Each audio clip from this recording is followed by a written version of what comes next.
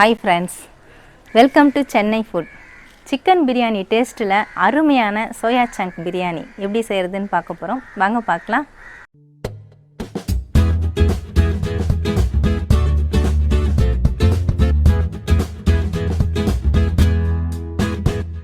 ரொம்பவே ஹெல்த்தியான soya chunks வச்சு நம்ம பிரியாணி செய்ய போறோங்க. நம்ம செய்யறதுக்கு முன்னாடி இந்த soya chunks ஹாட் வாட்டர்ல போட்டு எடுக்கணும்.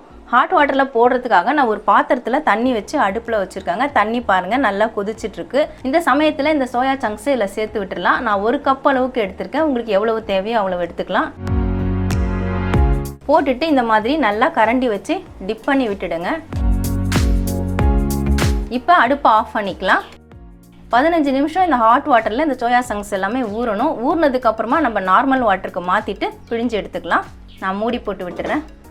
மீல் மேக்கரை நான் ஹாட் வாட்டர்ல 15 நிமிஷம் ஊற விட்டுட்டேங்க. ஊற விட்டுட்டு இப்போ நார்மல் வாட்டருக்கு நான் மாற்றி விட்டுருக்கிறேன். பாருங்கள் எந்த அளவுக்கு சாஃப்டாக இருக்குது. நல்லா பஞ்சு மாதிரி இருக்குது பாருங்கள்.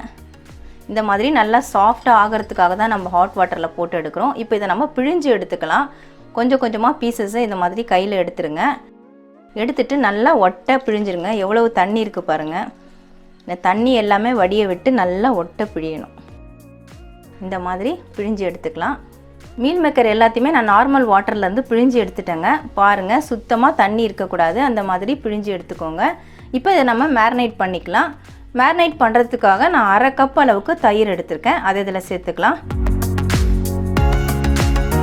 1/2 spoon red chilli powder, 1/4 spoon மஞ்சள் பொடி, 1/2 ஸ்பூன் சால்ட்டு எதையும் இதில் சேர்த்து விட்டுடலாம். நல்லா கலந்து விட்டுக்கோங்க. சேர்த்து விட்ட எல்லா பொருட்களையுமே நான் நல்லா கலந்து விட்டுட்டேங்க. 20 நிமிஷம் இதை ஊற விடணும். நம்ம மூடி போட்டு விட்டுடலாம். soya chunks ஊற விட்டு 20 நிமிஷம் ஆயிடுச்சுங்க. இப்போ பிரியாணி செய்கிறதுக்கு ஸ்டார்ட் பண்ணிடலாம். நான் பிரியாணி செய்கிறதுக்காக பிரியாணி பாட்டு தான் யூஸ் பண்ணுறேன். அடுப்பு ஆன் பண்ணிவிட்டு அடுப்பில் பிரியாணி பாட்டு வச்சுருக்கேன். 1 டேபிள் ஸ்பூன் அளவுக்கு நெய் சேர்த்து விட்டுடலாம். 2 டேபிள் ஸ்பூன் அளவுக்கு எண்ணெய் அதையும் சேர்த்துக்கலாம்.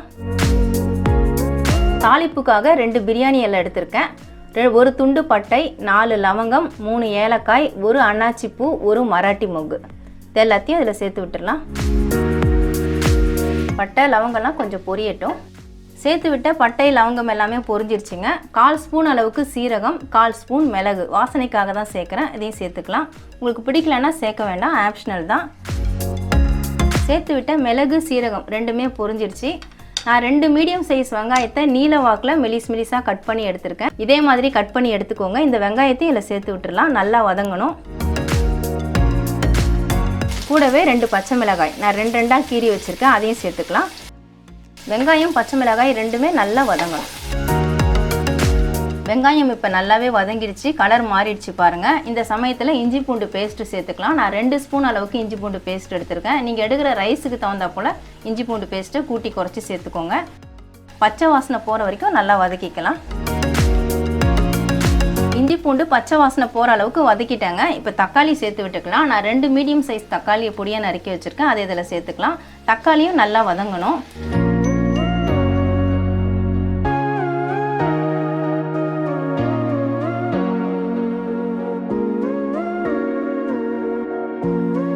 தக்காளி இப்போ நல்லா வதங்கிடுச்சுங்க. இந்த அளவுக்கு நல்லா வதக்கிக்கோங்க. இப்போ நம்ம மசாலாலாம் சேர்த்துக்கலாம். நான் 1 ஸ்பூன் அளவுக்கு ரெட் சில்லி பவுடர் எடுத்துக்கேன். அதை சேர்த்துக்கலாம். காரத்துக்கு தகுந்த போல் நீங்கள் சேர்த்துக்கோங்க. 1/2 ஸ்பூன் மஞ்சள் பொடி அதையும் சேர்த்துக்கலாம். 1/2 ஸ்பூன் அளவுக்கு நான் பிரியாணி மசாலா எடுத்துருக்கேங்க. நான் 1/2 கிலோ ரைஸ் எடுத்ததுனால 1/2 ஸ்பூன் எடுத்திருக்கேன். நீங்கள் ரைஸோட அளவுக்கு தகுந்த போல் கூட்டி குறைச்சி சேர்த்துக்கோங்க. இந்த பிரியாணி மசாலா நான் வீட்டிலேயே அரைச்சது. நீங்கள் இந்த வீடியோ பார்க்கலன்னா மேலே ஐ பட்டனை ப்ரெஸ் பண்ணி வீடியோ ஓப்பன் பண்ணி பாருங்கள். இதையும் சேர்த்துக்கலாம். உப்பு தேவையான அளவு சேர்த்துக்கோங்க. நான் 1 ஸ்பூன் அளவுக்கு சால்ட் சேர்க்குறேன். ஏற்கனவே நம்ம மீல் மேக்கர் மேரினேட் பண்ணும்பொழுது அதில் சால்ட் சேர்த்துருக்கோம். அதனால் பார்த்து சேர்த்துக்கோங்க. தேவைன்னா நம்ம மறுபடியும் சேர்த்துக்கலாம். எல்லாத்தையும் நல்லா கலந்து விட்டுக்கலாம். மசாலா சேர்க்கும் பொழுது அடுப்பு சிம்மில் வச்சுட்டு சேர்த்துக்கோங்க, இல்லைனா கருகிடும். மசாலா பொருட்கள்லாம் சேர்த்துட்டு நல்லா வதக்கிட்டோம் பாருங்கள். அதிலிருந்து எண்ணெய் நல்லா இப்போ கசிஞ்சு வந்துட்டுருக்கு. நம்ம மேரினேட் பண்ண மீல் மேக்கரையும் சேர்த்து விட்டுடலாம். சேர்த்துட்டு நல்லா ஒரு 2 நிமிஷம் வதக்கிக்கோங்க. அடுப்பு மீடியம் ஃப்ளேமில் வச்சுட்டு.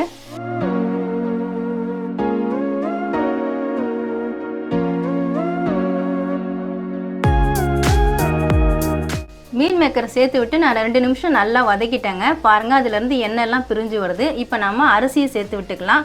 நான் 500 கிராம் அளவுக்கு பாஸ்மதி அரிசி எடுத்துருக்கேங்க. 20 நிமிஷம் ரைஸை நீங்கள் நல்லா ஊற வச்சுட்டு தண்ணி வடித்து எடுத்துக்கோங்க. இந்த ரைஸை அதில் சேர்த்து விட்டுடலாம். நீங்கள் பிரியாணி செய்கிறதுக்கு ஸ்டார்ட் பண்ணுறதுக்கு ஒரு 10 நிமிஷம் முன்னாடி ஊற விட்டிங்கன்னா சரியாக இருக்கும், மற்றதெல்லாம் வதக்கிட்டு சேர்க்குறதுக்கு. அந்த சமயத்தில் பாஸ்மதி அரிசியை நீங்கள் ஊற வச்சுக்கலாம். ரைஸ் உடையாமல் பொறுமையாக இந்த மாதிரி கலந்து விட்டுக்கோங்க. ரைஸை மசாலாவோடு சேர்த்து நல்லா மிக்ஸ் பண்ணி விட்டாச்சுங்க. இப்போ தண்ணி சேர்த்து விட்டுடலாம். நீங்கள் எந்த கப்பில் இல்லை டம்ளரில் எடுக்கிறீங்களோ ரைஸ் எடுக்கிற அதே கப்பு டம்ளரை நீங்கள் தண்ணி ஊற்றுறதுக்கு யூஸ் பண்ணிக்கோங்க. இந்த டம்ளரில் 2 டம்ளர் அளவுக்கு நான் அரிசி எடுத்திருந்தேன். இப்போ 3.25 டம்ளர் அளவுக்கு தண்ணி சேர்த்துக்கலாம்.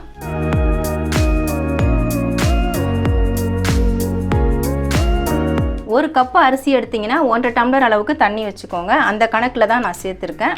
இப்போ நல்லா கலந்து விட்டுக்கலாம். கொஞ்சமாக கொத்தமல்லி தழை தூவி விட்டுடலாம். நான் பிரியாணி பாட்டில் செஞ்சதுனால லிட்டு போட்டு தான் மூடுறேன். நீங்கள் குக்கரில் செய்கிறதா இருந்தால் குக்கர் மூடியை நீங்கள் யூஸ் பண்ணிக்கோங்க.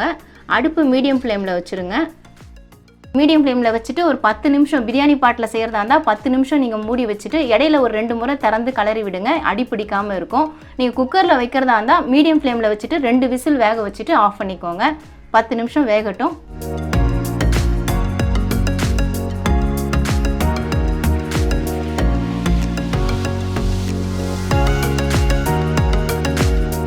மூடி போட்டு விட்டு 10 நிமிஷம் ஆயிடுச்சுங்க. இப்போ திறந்து பார்க்கலாம். நான் இடையில ஒரு முறை திறந்துட்டு ரைஸை கலந்து விட்டேங்க.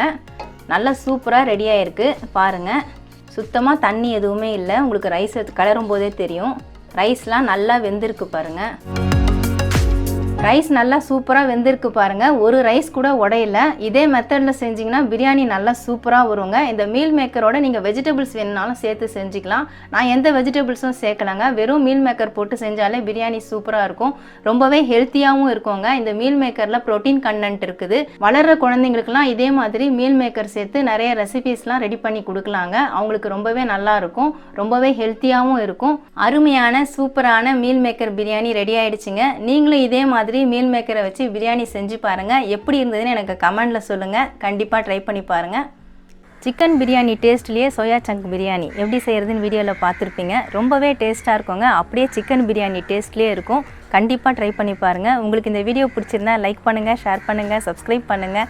சப்ஸ்கிரைப் பண்ணவங்க மறக்காமல் பெல் பட்டனை கிளிக் பண்ணுங்கள். இந்த வீடியோவில் ஏதாவது டவுட்ஸ் இருந்தால் கமெண்ட்ஸில் கேளுங்கள். உங்களுக்கு ஏதாவது ரெசிபி வீடியோ வேணும்னாலும் கமெண்ட்ஸில் கேளுங்கள்.